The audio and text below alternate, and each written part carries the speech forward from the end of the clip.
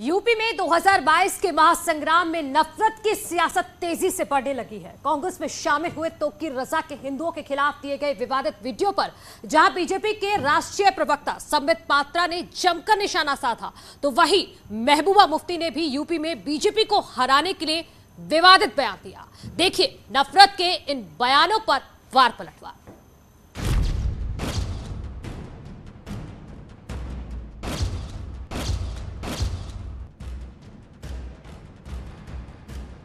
UP के 2022 के महासंग्राम में नफरत की सियासत हावी होती दिख रही है। इत्तेहाद मिल्लत काउंसिल आईएमसी के अध्यक्ष मौलाना तौकीर रजा खां कांग्रेस को सपोर्ट का ऐलान करते ही पार्टी के लिए मुसीबत बन गए। उनका एक विवादित वीडियो वायरल हो रहा है जिसमें वो देश के हिंदुओं को धमकी देते सुनाई दे रहे हैं।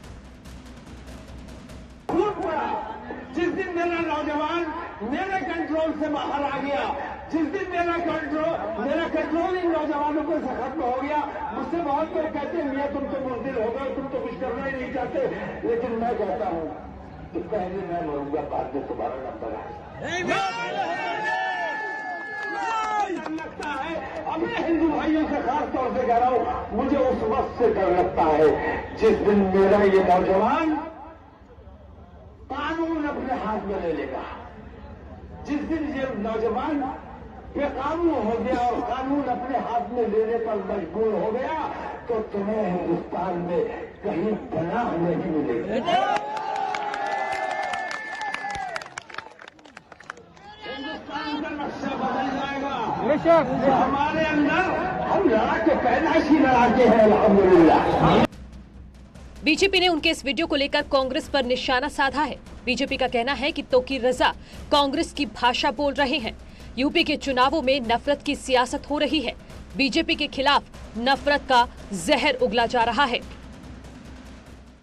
जिस प्रकार से कुछ राजनीतिक दल, चाहे वो कांग्रेस हो और चाहे वो समाजवादी पार्टी हो, आपस में जिस प्रकार से एक कंपटीशन और एक प्रतिस्पर्धा चल रही है कि who will promote more hatred for the Hindus, हिंदुओं के खिलाफ ज्यादा घृणा कौन उगल सकता है और हिंदुओं के खिलाफ बोलने वालों को कौन सी पार्टी प्रश्रय दे सकती है, इस प्रकार का विषय, इस प्रकार का प्रतिस्पर्धा, कंपटीशन हम उत्तर प्रदेश में समाजवादी पार्टी और कांग्रेस के बीच में देख रहे हैं। कांग्रेस पार्टी से बोटी बोटी इमरान मसूद चले गए तो उसकी जगह भरने के लिए, उसी का काम करने के लिए, सांप्रदायिक आग झोंकने के लिए तौकीर रजा के साथ कांग्रेस पार्टी ने मिलाया है हाथ। और ये वही कांग्रेस पार्टी है जो वैसे तो कहती है कि हमसे बड़ा हिंदू कोई नहीं है। राहुल गांधी चुनावों में हिंदू बन जाते हैं, लेप लगाकर मंदिर मंदिर चले जाते हैं, परंतु उनकी पार्टी ने जब ऐसा वैचारिक गठबंधन तौकीर रजा के साथ किया है, तब राहुल गांधी कुछ कहेंगे ऐसे हिंदू विरोधी व्यक्ति के बारे में।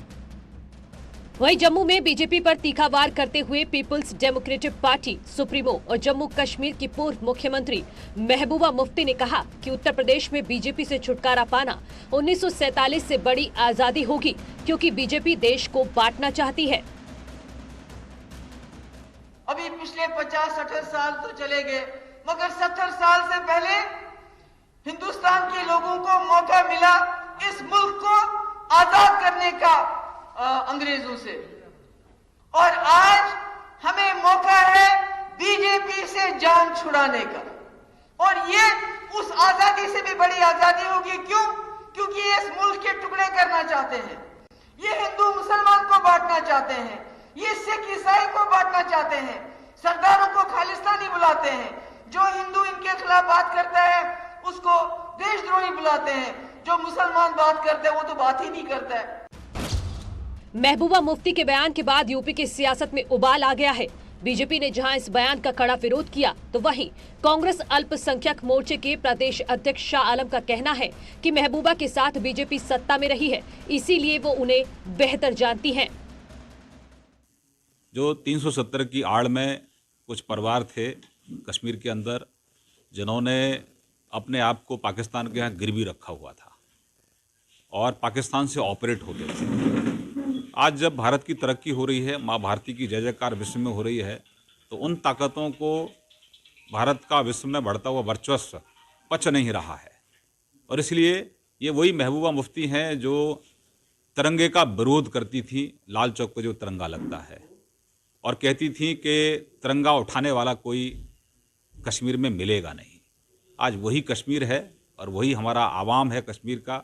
आज 15 अगस्त पर वहाँ 20,000 से अधिक विद्यालय में तिरंगा लहराया जाता है, जनगण मन होता है। देखिए, महबूबा मुफ्ती जी का ये कहना कि भारतीय जनता पार्टी को उत्तर प्रदेश में हराना आज़ादी की लड़ाई जैसा संघर्ष है, इसको गंभीरता से लेना चाहिए, क्योंकि भारतीय जनता पार्टी और पीडीपी ने मिलकर के सरकार चलाई है कश्मीर में, और जो उनके अलायंस में रहे हैं उनसे बेहतर कौन बता सकता है, कौन जान सकता है भारतीय जनता पार्टी के कैरेक्टर को। तो महबूबा मुफ्ती जी का ये बयान बहुत ही मायने रखता है और इस पे गंभीरता से सोचना चाहिए, क्योंकि ये कोई और नहीं कह रहा, ये खुद वो कह रहे हैं जो उनके साथ 2.5 साल सरकार चला चुके हैं। यूपी में 2022 चुनाव के पहले चरण की वोटिंग 10 फरवरी को होगी। इसमें पश्चिमी यूपी के अधिकतर जिले शामिल हैं, जहां मुस्लिम बाहुल्य कई जिले हैं। हो सकता है कि महबूबा मुफ्ती का बीजेपी पर किया गया ये अटैक कुछ असर डाले। हालांकि इस बयान का करारा जवाब देने की तैयारी अब बीजेपी भी कर रही है। न्यूज़ 18 के लिए ब्यूरो रिपोर्ट।